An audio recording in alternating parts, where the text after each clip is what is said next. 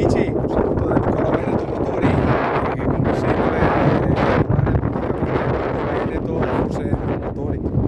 Siamo qui oggi, volevo fare una diretta, siamo qui a Las Vegas, o meglio nella Valle del Fuoco, però non c'è connessione e quindi ho abbandonato la diretta. Niente, volevo farvi questa diretta per farvi vedere il paesaggio. Ma chi se ne frega del paesaggio? Ma chi se ne frega del paesaggio? Guardate che guardate. Vedete? Se non guardate me che non è una cosa piacevole, guardate che macchina.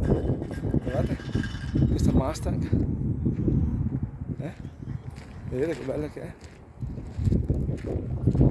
Ecco, sono qui